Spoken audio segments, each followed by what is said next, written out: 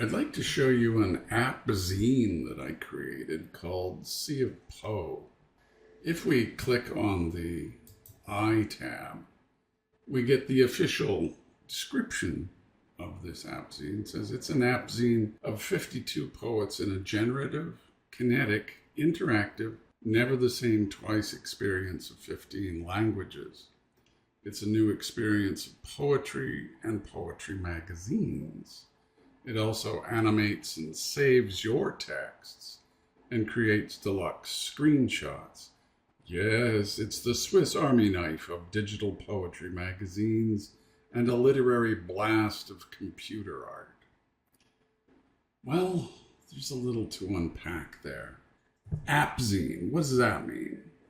Well, it is a magazine in that there's the work of 52 poets in it. And if we go to this tab and click this, we see the names of the 52 poets.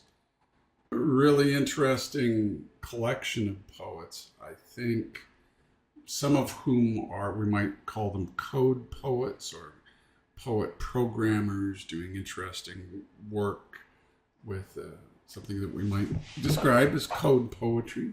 There's also 15 multi-language poems in Sea of Poe. The current one that we're looking at is in both Japanese and English, and is a translation of poetry by Hideko Kono, who survived Hiroshima, and was translated by her daughter Yumi Kono and her friend, my friend Ariel O'Sullivan. So there's work in Japanese, there's work by Reham Hosny that's in both Arabic and English. There's work by Kirill Azernyy in both English and Russian. Work by Adriána Kóbor in English, Italian, Hungarian, and Dutch. Plus a great deal of other work by people such as Natasha Boškić, who's got work in Serbian and English. So Sea of Poe is this appzine. It's an app in that it's very interactive. Click on a particular verse and you see the animation for it. There's also buttons over here, and we move this a little bit over here to go forward and back amongst the verses. Like if I click this, you see that in the black window, it advances by one verse. If I click it again, we're at the next verse. And if I click just on the poem itself, then it reanimates that same verse.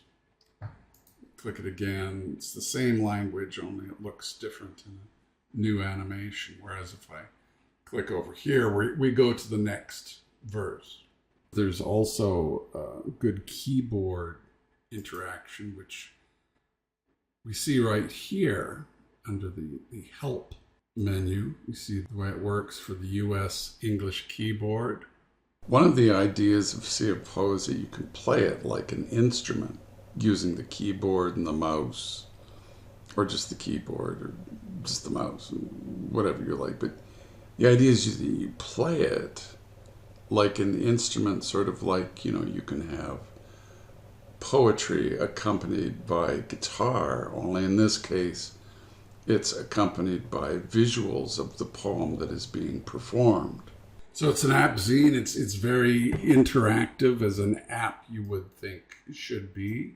But it's also a magazine. It has work by 52 poets in it. But another dimension of the app is that you can create your own work.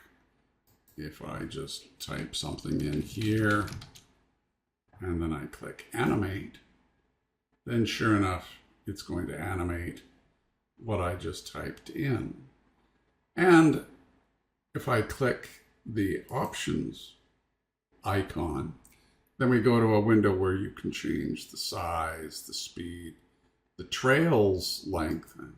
This gets rid of trails altogether. And the density, that is how many texts there are on the screen at once. And you can make it so that some of them are bold, some of them are italic, And you can set the colors yourself using quite an interesting color control. So if I change that, then we've got a range of colors. As we see that the text is this range of colors between purple and kind of a green color in this case. And we can set the saturation. If I bring the saturation way, way down, then we'll see that it's almost grayscale. And then you can change the lightness and the alpha, which is the transparency as well, and the background color. And if you're on Windows or Android and you click this button, then you'll see that you can install the app. It's available on the web as a website, but also you can install it as an app that you can then start up via an icon on your desktop, like any other app. And having it as an app on your machine is nice in that, you know, if you're interested in Sea of Po, it gives you quick access to it. You don't have to open your browser and then find it on the web. You can just click the icon on your desktop and that starts it up. So it's an app in that sense as well.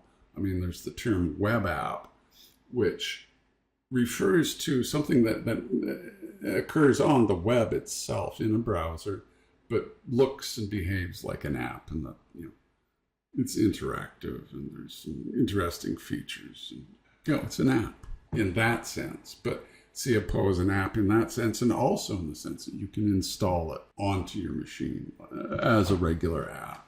And if we go back to the edit icon window, then we see that these are all the ones that I've saved. So I can click this, and that's work that I created another day, a different day. It's saved to my machine. The stuff that is saved to your machine. It's not saved to the cloud. I don't save anything whatsoever to the cloud. I don't save any of your personal information or the poems that you create to the cloud, to the internet. It's all very private to you. It's saved on your machine and it's not shared with other people.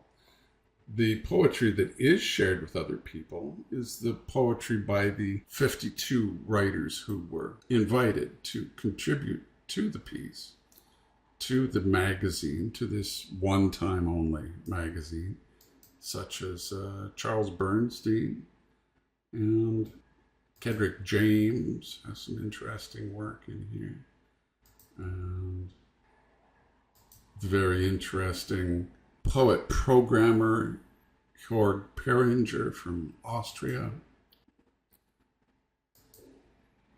My dear friend Adeena Karasick has work in it. Angela Chang, one of the editors of Taper magazine, has work in it. The great Vancouver poet Lionel Kearns has work in Sea of Po. And some of them created their work in the Sea of Po editor and then sent that to me. So they created their own animations. Many of the poems were written specifically for Sea of Po, such as Lionel's work, who also created his own animations. And some of the other poets, they sent me their poems and they said, well, I don't know how to animate. I don't use the animator and I have no real interest in creating the animations. Can you do it for me? And that was fun for me to do, to work with their poetry and create some animations. So it's a mixture of animations that I created for poets and animations that the poets themselves created, often writing their own unique original poetry for Sea of Po.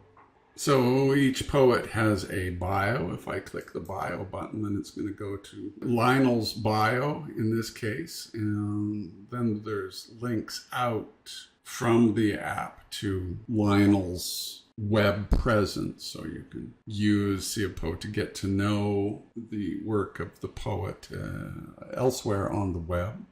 And if I click share, then that copies the URL to the clipboard, and then I can then paste that URL into email or social media or whatever, and it'll open, in this case, to the work of Lionel Kearns in Seopo.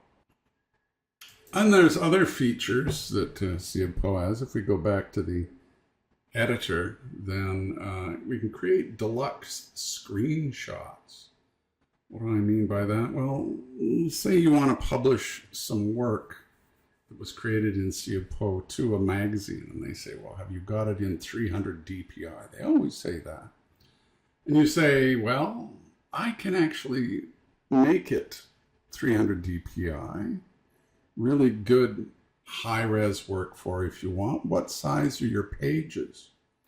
And they say, oh, what size? Well, the pages of the magazine are, let me see, 5 inches by 7 inches.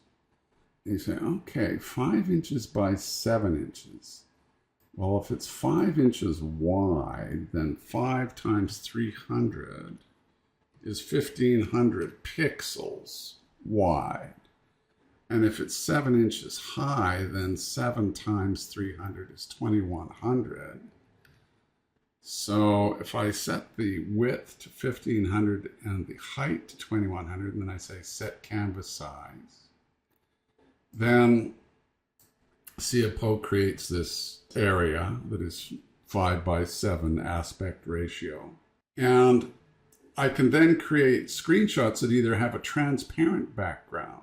And then if I click screenshot, then we get this PNG that is in a new tab of the browser. And if I right click and go save image as, then I can save that image. And it will be 1,500 by 2,100 pixels. So a high-res image. And I'm going to press Control-Shift-Tab to go back to the tab in which Seopo is running. So that gives you a pretty good idea of what's going on with Seopo. There's also an interesting PDF. If we go to the question mark to the help tab and we see this, we can click this to see the PDF. Also, there's some help. There's a video on how to create your own poems and animations. And there's some good textual help here on what does what in Seopo.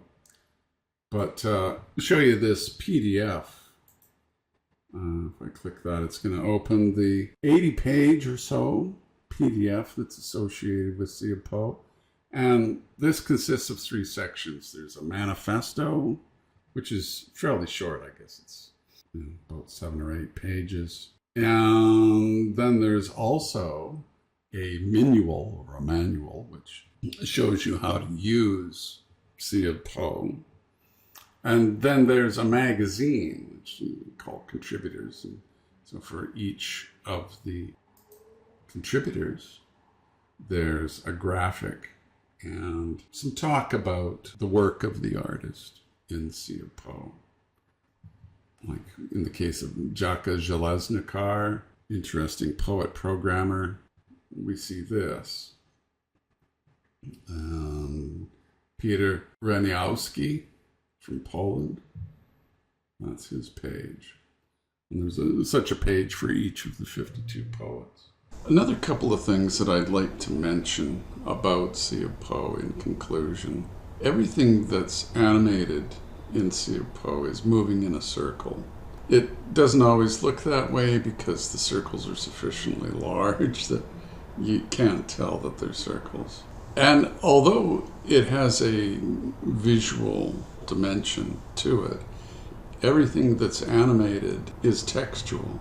Everything that's animated is coded in what's called Unicode, which is one of the main ways that text is coded on computers. It used to be that on the web, and I've been at the web since 1996, it used to be hard to code web pages so that you could have more than one language on a page.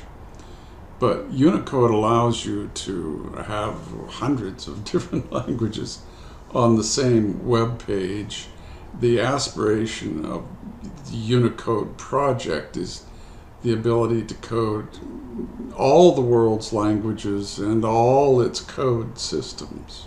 Fairly difficult goal, but it keeps on improving. As time goes on, I see that Unicode characters are more supported on different computing platforms, and there's more of them. Another thing that I want to say is that one of the aspirations of NetArt from the start has been the crossing of borders, both conceptual and physical. There's the multi-language dimension, so that it crosses borders geographical, but also it crosses borders conceptual, in that here we have hopefully a new interesting idea of a poetry magazine, the sort of thing that a poetry magazine can be. And as an app, it's an appzine. So I think that's about it. So you can check it out at siapo.vispo.com. And if you're interested in learning more, click the Help tab and check out the Creating Poems/Animations tutorial in siapo. There's also a video that shows some high-res work from siapo in the amazing Tokyo Poetry Journal. Let me leave you with a couple of paragraphs from the manifesto, which express something of how siapo brings different things together.